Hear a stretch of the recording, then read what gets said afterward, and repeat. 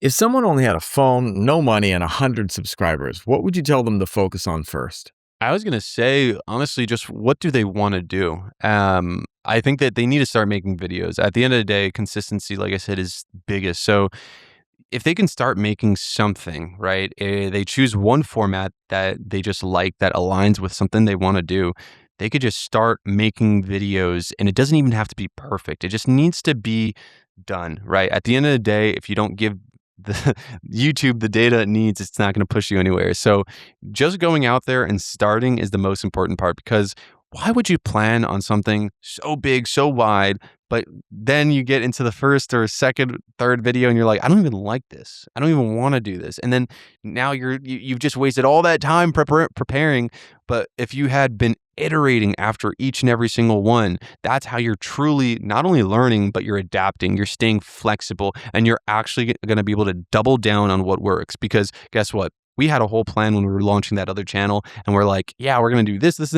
And after the first video drop, I was like, hey, scratch all that. We're going to do this, and that. And because of the adaptability, the versatility, now we have multiple hundreds of thousands on a channel that literally just launched. And it's like, doing that has been so helpful in navigating what works and what doesn't. You need to really double down on what works. And to do that, you need to make content.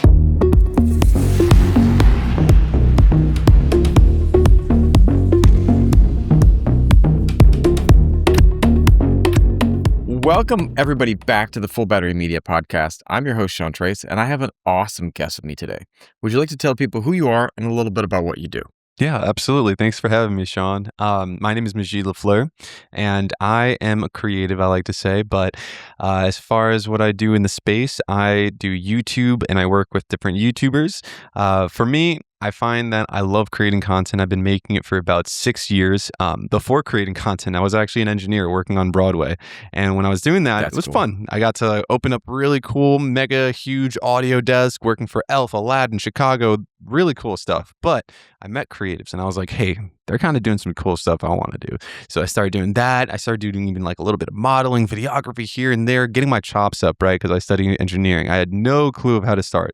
And so for 3 years, I was literally bootstrapped. I would ask my parents to help me out. I would constantly try to find end odd jobs, just creatively doing things. I would go to festivals, fairs, just doing as much as I can to learn, right? I think Yeah. that's like the biggest part with creativity is you got to learn how to know your creativity. And then on my third-ish year, I had met with Preston, and I was doing good for myself. I had made my own name. I had some viral videos and all that, but I was kind of getting shy. I didn't really want to be in like the limelight, right? Like I liked making content, but I didn't really care about like going and being the big person. So I worked for another YouTuber. I made him the big person, which felt great because I got to just make content. And for 2 years working with him, I learned a lot about YouTube. And after that, on my last year with him, I was pulled by MrBeast. They had sent me out to North Carolina. I worked with them as an ideation strategist and specialist on their gaming channel, but also their IRL channel. I started off with working with Gab. And Gab LeBlanc Picard, he's an amazing individual. And him, Cedric, and Emily, really awesome people to work with. We did ideation together, creating some of the biggest videos on the channel right now, like the Ronaldo video, where we had gotten some really cool people from football, and then we had also gotten the other video that was on gaming that I was really proud of, which was like the Lamborghini video. So I've had my hand in a lot of different pots and pans, and I think now my current journey where I'm at now, I currently own part of an agency, and I'm working with over 100 plus creators trying to help their YouTube channels, their in general viral strategy. Because when I was at Beast, I did realize while I loved making content, it's not all about YouTube. It's so much deeper than that. The brand recognition, all these things lead back to marketing in a sense. But yeah, just helping creators go viral and figuring out what that is. And I have a couple cool projects I'm working on right now I'd love to share, but yeah. That's awesome, man. Well, a couple things there. Talk to me about the branding because, if someone is trying to get a YouTube video to go famous, like, there's so much more than just the video. Like, what you talk to me about the other parts that are really important? Yeah, I think the biggest thing is you have to understand like context because without context, everything kind of falls apart. You could see a video and that go viral, and you're like, oh, can I just do the same thing and it works? But then Mm, you lack a lot of the context. When you look at a thumbnail or packaging per se, there's so much more than just a thumbnail. There's the title, but then there's the views. There's also the time of posting. There's also the name of, then there's a profile picture. There's all these little details that make up a significant part of the context. And without some of those parts, the way that you put apart like a format. So if I did something along the lines of how I made $1 million in 2 days, right? mm, At first, it might not pick up that much steam because, well, I don't see a lot of people watching this. It's probably not socially relevant. But if I see that this guy and he's recognizable, it's actually, what's his name? Gary V. If I see Gary V post something like that, right? And he's got already a lot of subscribers, he has all the social relevancy and all the proof already inherent within his name. It's mhm. like, okay, cool. He's going to give me something real. He's going to give me something that I could trust. And at the end of the day, you have to fight against what people, you have to fight against the inner filter that people have before clicking, which is basically trust. And at the end of the day, if you don't foster trust in some way through the contextual appearances that you have that you control, which is your profile picture, your profile name, your title, your thumbnail. If you can't develop a level of trust with that person, they're probably not going to want to even be interested in clicking. And then once you establish that trust, you need to make sure that it's novel enough, right? I understand that I trust someone, but is it novel enough to click on it and waste my time or maybe utilize my time efficiently and watch your video because it's going to give me the value that I want? Right? That value delivery is something I think that people don't talk enough about. Like, you have people showing up because you are delivering something to them that they find value in. And um, I want to ask you about that because, like, you worked around the MrBeast world and other amazing creators where videos get hundreds of millions of views. What's something people completely misunderstand about content that goes viral? I think people think that virality just happens like instantly or it's lucky or that it's kind of like, oh wow, like you did that viral, of course it went viral, you did like this and that, right? But what people don't see behind the scenes is a lot of times the research, the trial and effort, and the hundreds of previous videos that didn't work. Because every time I see that, I'm like, man, like even myself, my so side note of the story, my wife, she had challenged me. She said, I see you getting all these people viral. I see you making all these millions of views for these creators. Why don't you do it for me? And, as a husband, I was like, damn, that's a good challenge. And I was like, well, I guess some husbands build decks. I build views and I build brands. And so That's in awesome. the past, I would say 6 months, I've gotten 25, no, actually over 30 million views on her social media pages. And we've been now way more consistent with our content. But not only that, but we've gotten brand deals. We've gotten actual shows we've played on. I don't know if I can send you some links, but Please one of do. the recent, yeah, awesome. I'll send you one on LinkedIn to open up, kind of. But yeah, one of the things that we've been doing recently was actually a DJ show. She's not a DJ. I'm not a DJ. Now, I'm a musician. I will say that I do percussive, right?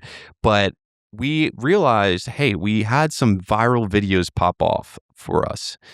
What do we do now, right? Like, how do we capture that? Because you can have something go viral, you can have some wave, but it's not just about that one viral moment. It's about how do you get something viral and keep that, to keep the consistency, the crowd, the people going on what you're doing.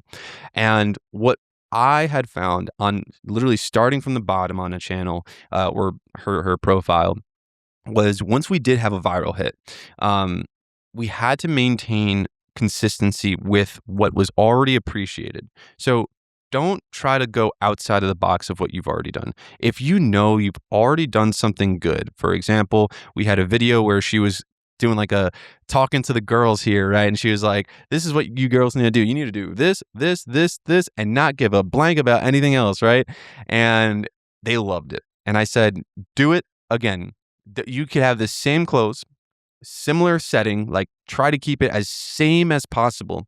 And what happens is you realize that when people go to a pizza shop, they're not trying to get sushi. They're trying to get pizza. And when someone likes pizza, they're going to want to order that same thing again. So when I create content and someone likes that content, why am I going to reinvent the wheel and try to create something completely different when they already know what they like? They've already shown me what they liked. So why not create that again and adjust the little things that make it that extra bit better or make it that extra bit different so that it's still well received, right?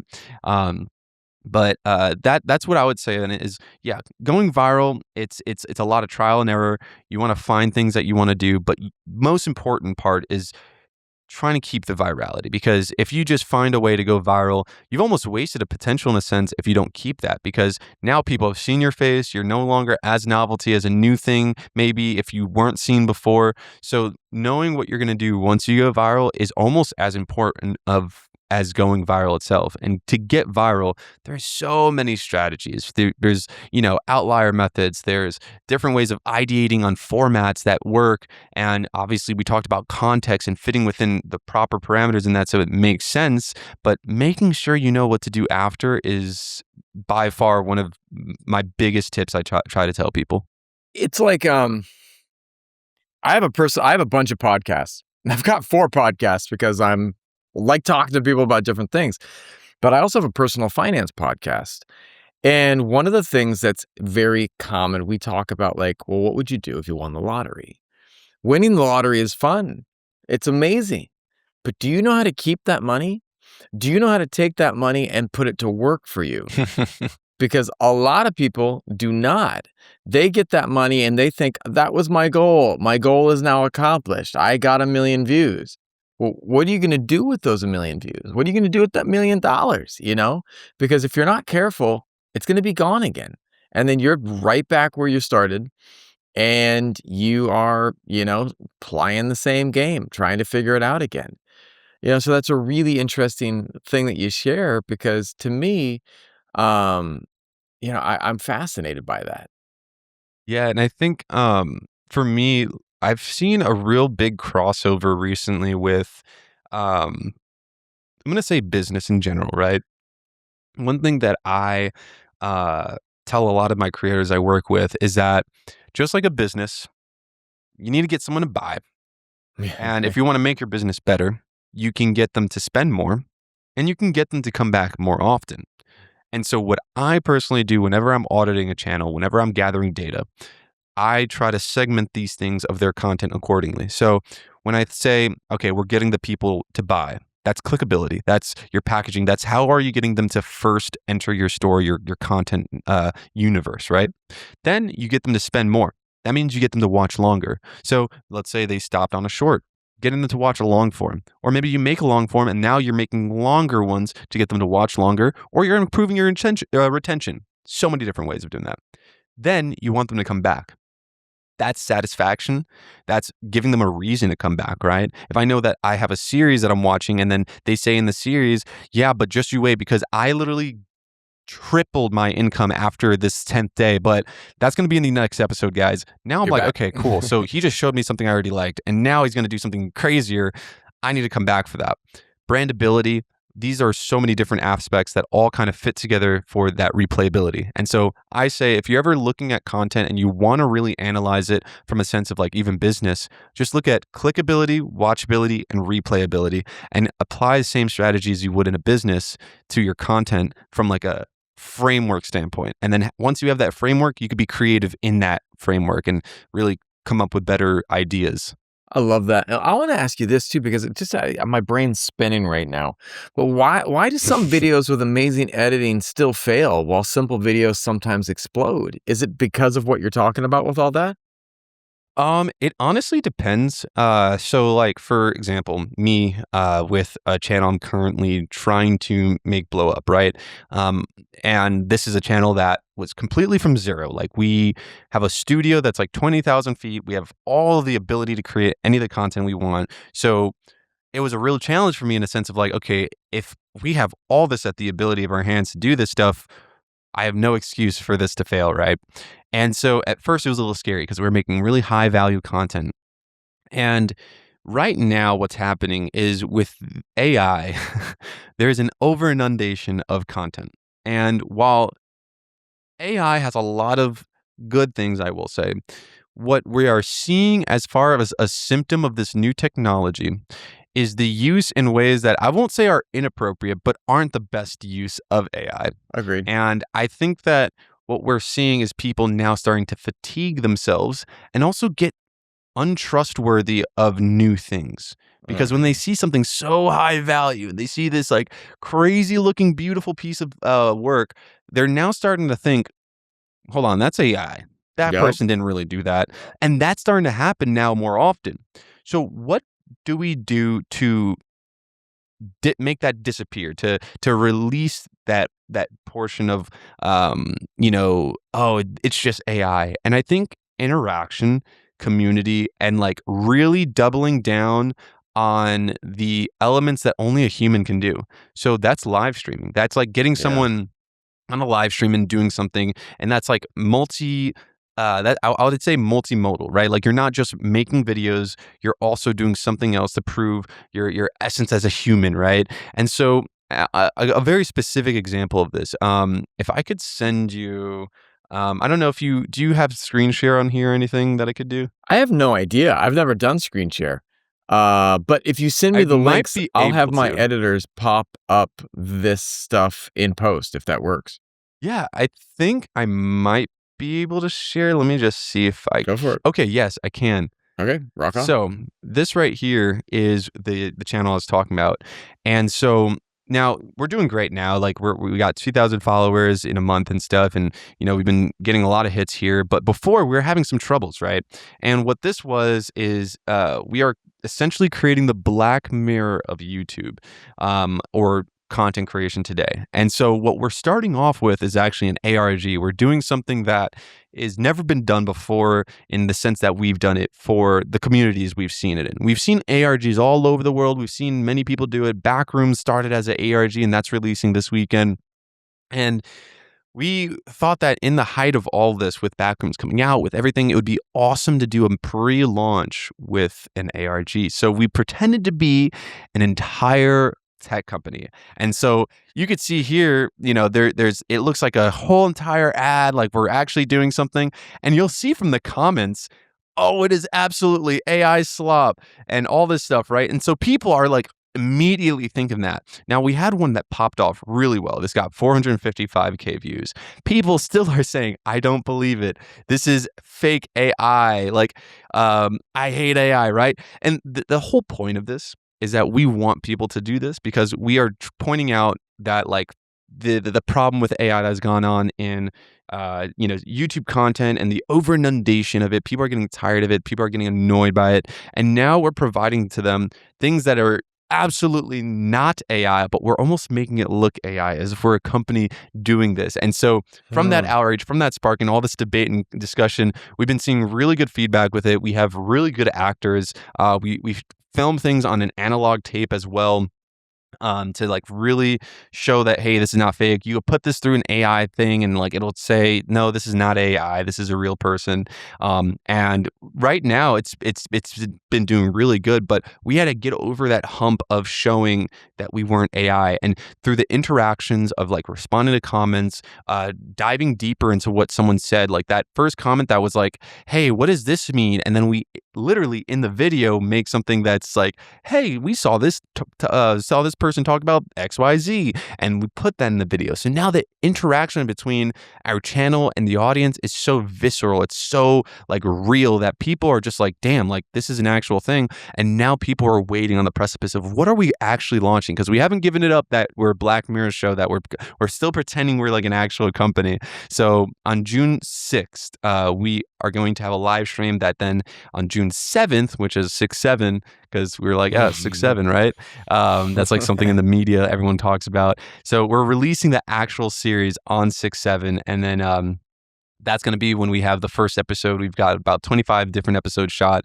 But yeah, you're right. It's something about, you can have the most well-produced thing, but if people don't click at the end of the day, they're not going to really appreciate it. And you need something that makes people talk. You need something that is going to really get people genuinely interested. You need to show why you or how you are human in that sense as well nowadays.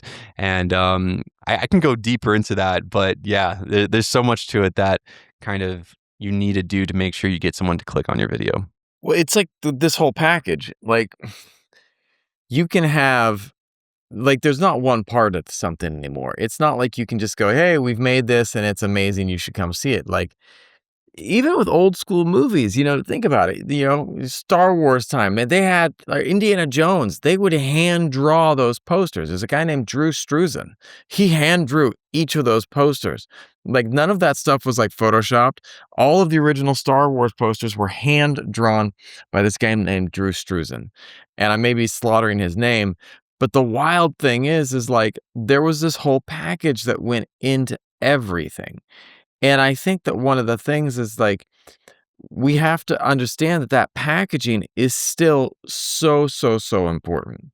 So, what do if you're creating a YouTube channel, what's going to go into that packaging? You guys have been working on building out all of this stuff, all of this content way before launch. And you guys have everything in play already. It's this whole strategy, it's a whole game that you've been playing. It's like some people play checkers. You guys are playing chess. And I think that if you want to succeed at YouTube, you have to be playing chess. You have to know what it is that's going to be required to really succeed. And that might be having the right package put into place. It might be connecting with the right people that can help you build or grow something. For me, like, I'm growing my podcast, and one of the things that I'm doing is I recognize, and if you want to grow a podcast, it's a numbers game. You have to have guests. You got to have a lot of guests, but beyond that, you got to think about what are the right types of guests. What type of guests can bring value to the listener? And if you want to bring value to the listener, you have to think about why your audience is even tuning into you in the first place. Because if you haven't answered those questions, you don't even know what to build, man. That's so true. Like, knowing your audience is so huge because just the way the algorithm works, right? If it sends out 10 videos to the wrong audience because you put a Right. hashtag in your title that has nothing to do with your content, you're essentially showing the algorithm, oh, this is bad content. He purposefully plays something in there that would make him show up in this person's feed, and now they're not even clicking on it. This is probably bad content, right? And so sometimes it's the directionality of where we're angling. You can have a beautiful yacht, but if you're angling it in the wrong direction, you're still not going to get to the place you want to. So in Right. some sense, I think that you're so correct that you need to know where you're going. You need to know your audience. You need to know what is the people or who are the people that you're trying to target. Because if you don't have that channel avatar, if you don't even know who you are as well, because the first step is obviously knowing that channel avatar, the person that is you're targeting, but then knowing yourself too. Because guess what? If you realize, oh yeah, my channel avatar, going back to the boat analogy, is this island that's like 1,000 miles away, and it's like, well, I'm on a little ship that's like a jet boat, but I can't cross the Pacific Ocean in this, right? So Yep. you need a different vessel to take you there. What does that vessel look like, right? And I tell people making your content the vessel that carries you to content. Because when, Mm. for example, we've seen creators almost constrict themselves into their niche, but they think, okay, these are the only people that are going to like my content. But put it this way. In any good origin story for a superhero, let's say, like going back to like icons of the past, right? There was always almost like a, let's say like Clark Kent. He was a journalist and, or even like, Spider-Man, another journalist, right? These were Yeah. people that even in the movies, they had a job and that job became a vessel to get them the content that he wanted. As Spider-Man, he had to go and save different people in the different parts of the city. And being a journalist, he can always capture that and also fight the bad guys, right? And so that unique differentiation is where like you're seeing just on a base level what that means with content for us, right?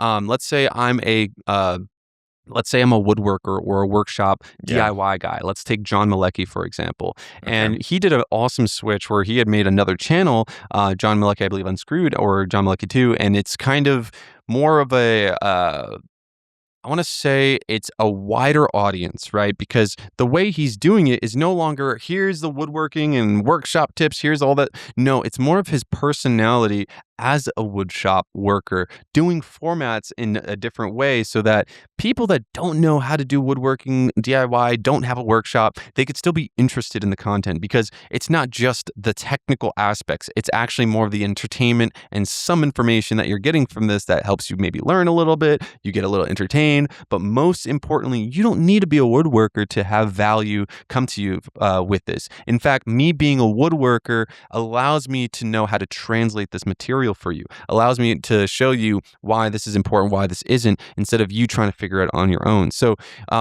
him being a woodworker and shifting the narrative of doing content on woodworking and shifting that to a vessel so that the woodworking brings him new content, right? Like, what are the tool comparisons? What are different tips or things that Yeah. are less about the woodworking niche and more about bringing his personality into the fold? And right now, if I let me just fact check myself. From what I remembered when I last checked, um, this worked out so well for him that the average views on that second channel has been climbing to a rate that is faster than his main workshop niche channel. Yeah. And let me just see because I'm very curious. Yeah, let me just show you this. So right here, if it wants to screen share, cool.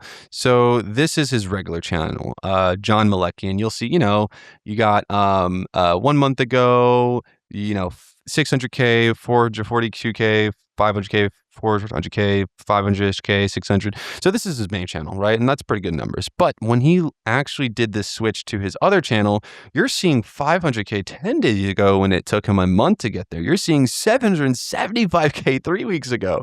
You're seeing 1,820,000. You're seeing insane numbers on his unscrewed channel. Everything but the builds.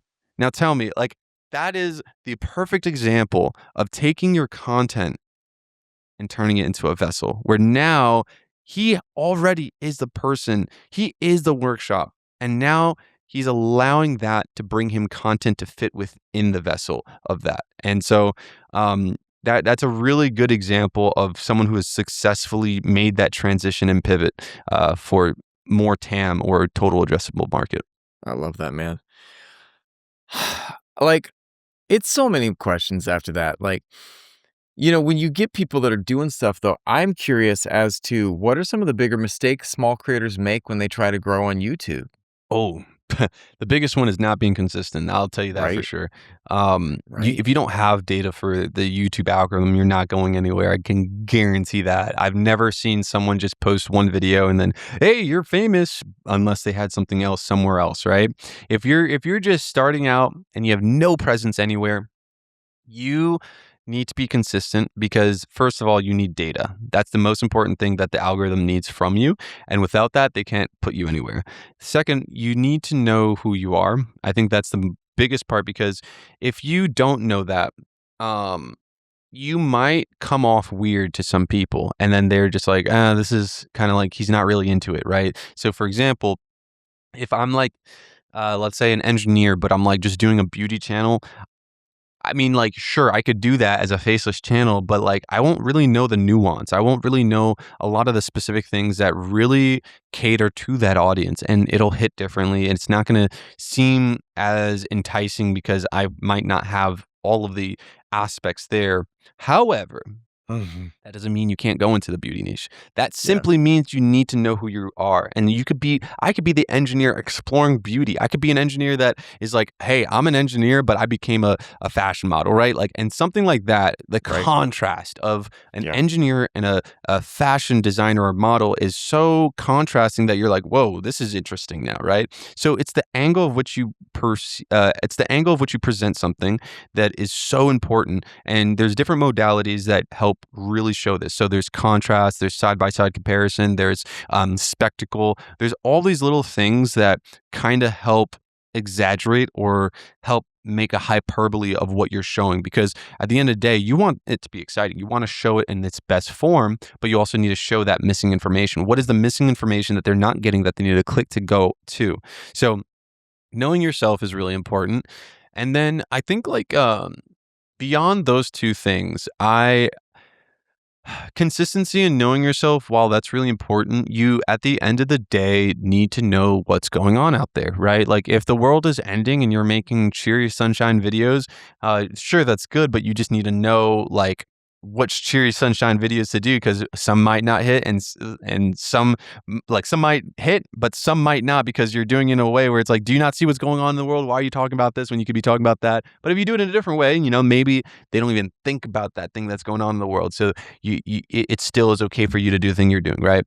So knowing what's going on in the world helps in that sense. But also when you're making a video, when you're starting something, if you see someone doing successful with a certain type of format. So for example, the most basic and easy one to think about is $1 versus $1 million anything. Literally, this is the most ubiquitous format I've seen on YouTube. I think it's a comparison format of the least valuable to most valuable within a subject. You could put anything in there, right? And so by knowing that, you can have something that you can consistently at least start with that is a popular format. And by knowing how they do that format, you can twist it into your own way. And Yeah. doing so allows for the algorithm to kind of test your stuff more, because it knows, okay, there's a whole bunch of people that like $1 versus $1 million stuff. Does this qualify as a good content? And it'll feed it to those same people that have clicked on that stuff before. And when it does that, if you're making that video similar enough, but with enough novelty that they need to keep watching because you're presenting things differently, that is a real gem. That is a real way to approach not even having anything at all. You are starting from the ground up, and you are putting something out there that fits within a mold, fits within a thing, but you're still presenting novelty. The last thing I'll say on this is, that doesn't mean though, this is what I say, my 8 out of 10 rule. That usually works 8 out of 10 times. The other 2 times are usually going to be times where you just didn't do it right, or it's the fact that maybe it's fatigue, maybe it's been done too much. So you need to find a different thing. And Right. when it comes to things like that, pattern interrupts are so big, right? When you see a whole wall of the same thing, and then you see that one thumbnail that looks different from all of them, but is still eye-catching and has enough missing information that makes you want to click. That is what I'm talking about with pattern interrupt. And sometimes we need to do that as well. Sometimes it's about being so original that you just cut through the thick and noise of everything on someone's feed, and people can't help but to click on it, right? So I say all that to say that there's no just one strategy, but when you step up, or when you start going from consistency to knowing yourself, and then identifying the external and seeing how you fit with these 2 other factors in mind, it really helps align you with a better strategy overall, I think. If someone only had a phone, no money, and 100 subscribers, what would you tell them to focus on first? I was gonna say, honestly, just what do they want to do? Mm, I think that they need to start making videos. At the end of the day, consistency, like I said, is biggest. So if they can start making something, right? They choose one format that they just like, that aligns with something they want to do. They could just start right. making videos, and it doesn't even have to be perfect. It just needs to be done, right? At the end of the day, if you Right. don't give the YouTube the data it needs, it's not going to push you anywhere. So just going out there and starting is the most important part, because why would you plan on something so big, so wide, but then you get into the first or second, third video and you're like, I don't even like this. I don't even want to do this. And then now you've just wasted all that time preparing.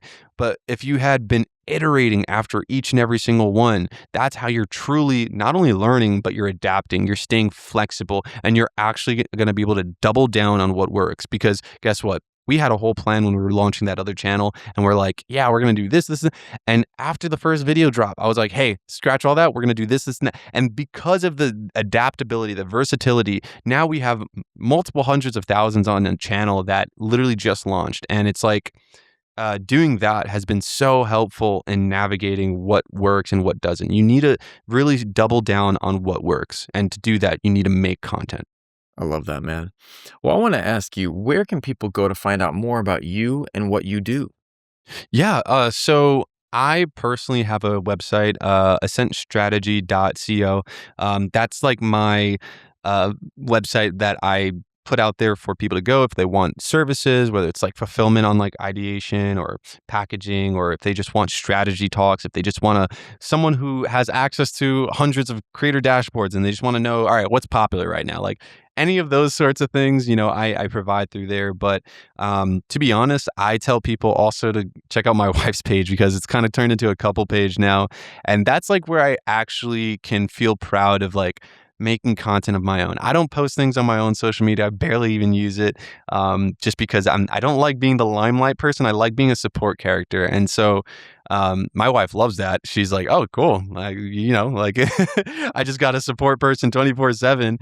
And now we're starting to make our own music. We're starting to DJ together out of nowhere. It turned from a side project to a thing that's making us money now, which is kind of cool. But that's the whole thing, is like, you just got to make content. You just got to start doing things, because as you start doing things, you can self-iterate. That's what we do. We just iterate on what works. We find something that works, and then boom, we just double down. And don't be scared. Don't be scared of no. Don't be scared of backlash, in a sense that it's like, oh, I don't know if they're going to really like this. You need to have a certain level of confidence as a creator, where you know that you're putting this out purposefully and you're doing it on purpose. So you need to show that confidence in your content. You need to show that confidence with your posting cadence. And that helps people feel like, oh, damn, she's or he's really doing that. Like, okay, cool. And you do it consistently, it's kind of setting in their mind, this is who this person is. They're getting more of a vibe from you. And people love confidence. People love when they see other people be confident. It's inspiring. It's kind of a way for them to live vicariously in a way. So if I say all that to say, check me out on ascentstrategy.co. There's also influent.co. That's more the talent management side that I work with. And we do like brand deals, sponsors, and all that good stuff. But yeah.